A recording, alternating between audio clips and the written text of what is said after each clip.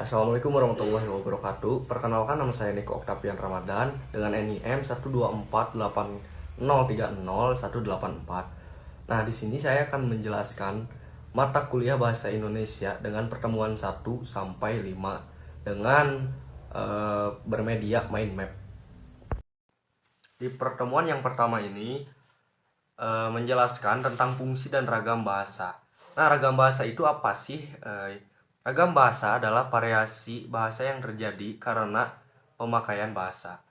Nah, makanya bervariasi, salah satunya ada fungsi bahasa, yaitu fungsi bahasa itu untuk apa sih? Untuk alat komunikasi, alat kontrol sosial, alat untuk berpikir. Nah, ketika berkomunikasi ini, fungsi bahasa Indonesia juga sangat diperlukan, yaitu menggunakan bahasa nasional.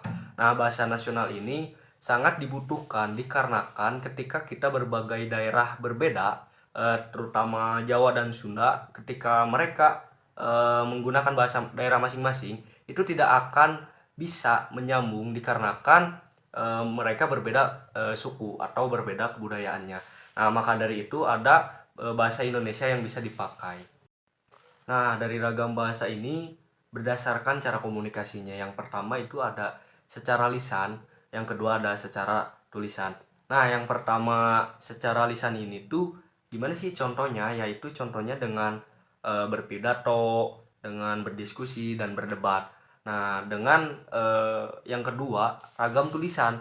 Ragam tulisan ini tuh seperti apa sih contohnya? Yang itu yang pertama ada menulis surat, menulis laporan, artikel, dan menulis makalah dan lain-lain.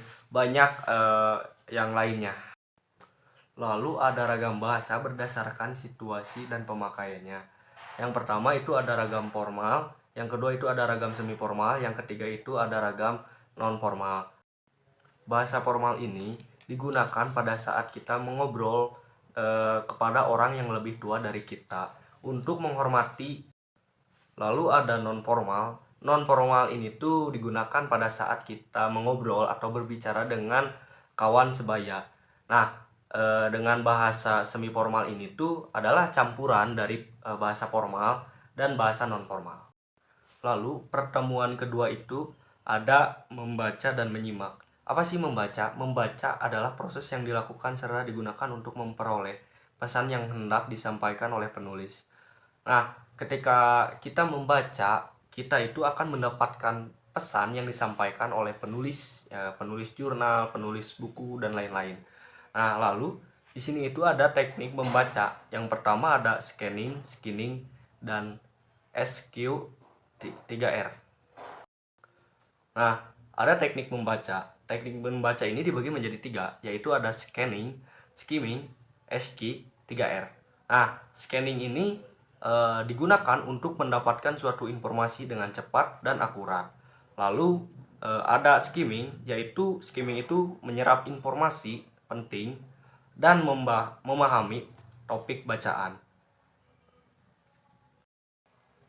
Nah, lalu ada SQ3R, yaitu survey, question, read, recall, review. Nah, ini tuh berfungsi digunakan untuk memahami isi buku dengan baik. Nah, lalu ada langkah-langkah membaca kritis. Kita itu harus paham isi bacaan,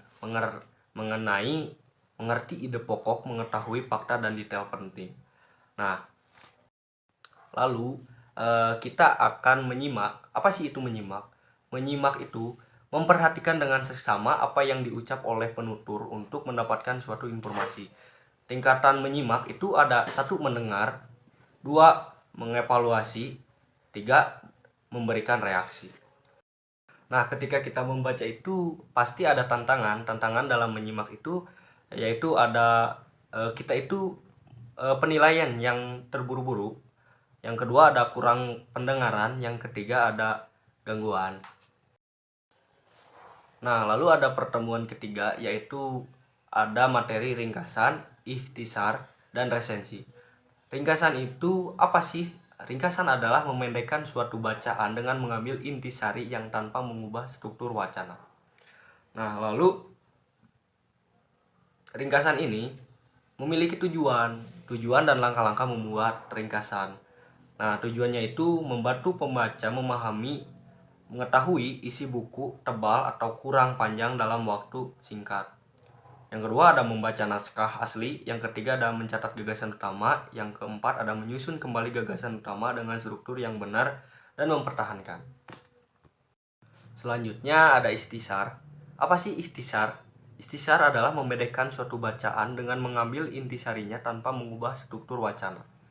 Nah, tentunya di sini ada tujuan, langkah, dan bentuk ikhtisar, yaitu penyajian singkat dari suatu teks atau informasi yang bertujuan untuk memberikan pemahaman yang jelas dan cepat tentang isi dari teks tersebut.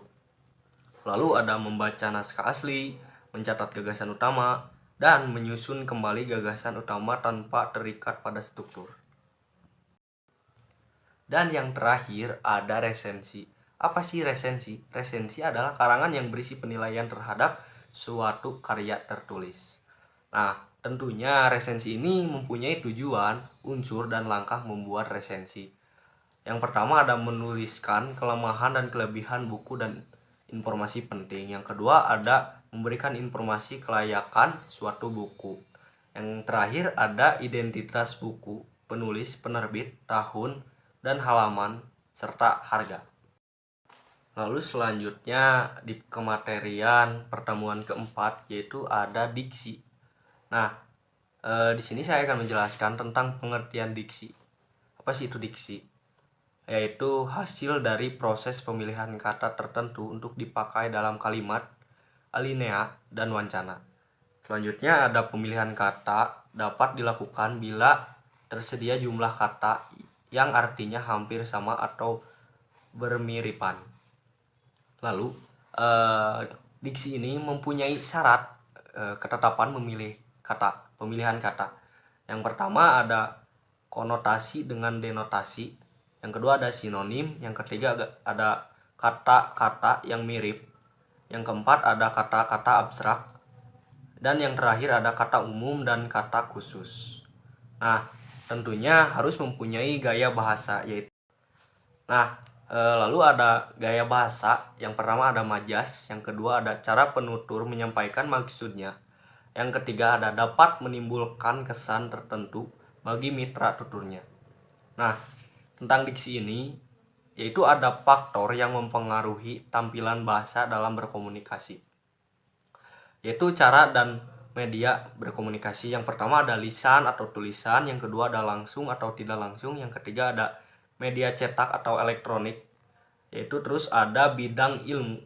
Yang pertama ada ilmu filsafat, ilmu sastra, ilmu hukum, dan ada ilmu kedokteran, agama, MIPA, dan lain-lain.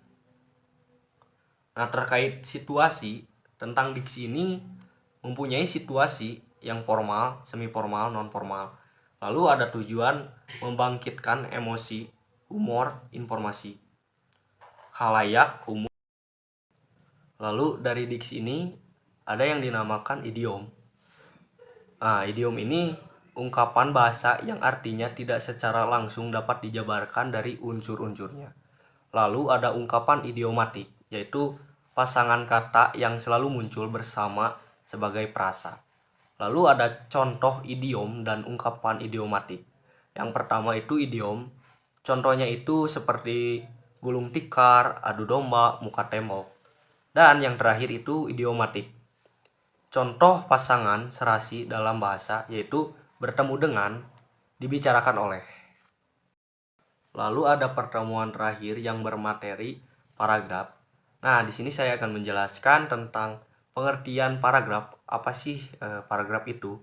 Yaitu paragraf adalah satuan dasar tulisan yang lebih panjang dari kalimat tetapi lebih pendek dari tulisan secara keseluruhan.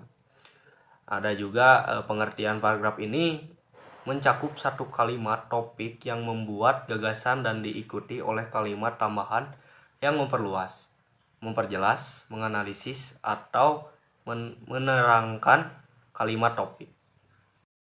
Nah, kita bisa memastikan dari pengertian tersebut yaitu ada ciri-ciri paragraf, yaitu yang pertama ada satu gagasan utama terulang dalam kalimat topik. Nah, dan ada juga beberapa informasi terulang dalam kalimat penjelas atau kalimat mengembang. Lalu Dengan ciri-ciri paragraf ini ada kalimat topik, yaitu yang pertama ada awal, awal dan akhir. Nah, manfaat kalimat topik penulis mengontrol paragraf yang ditulisnya. Pembaca memudahkan memahami isi bacaannya. Nah, ciri-ciri paragraf yang baik itu seperti apa sih? Nah, ada yang pertama yaitu kepaduan, kesatuan, kelengkapan.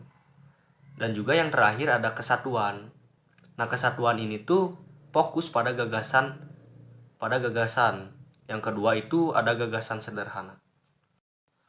Nah, yang terakhir ini ada kepaduan, yaitu kepaduan itu memiliki kata kunci, memiliki kata ganti, dan memiliki kata transisi atau konjungsi. Sekian presentasi saya tentang mind map ini, pertemuan 1 sampai pertemuan 5. Mohon maaf apabila banyak kesalahan, tutur kata yang tidak bagus, mohon dimaafkan. Assalamualaikum warahmatullahi wabarakatuh.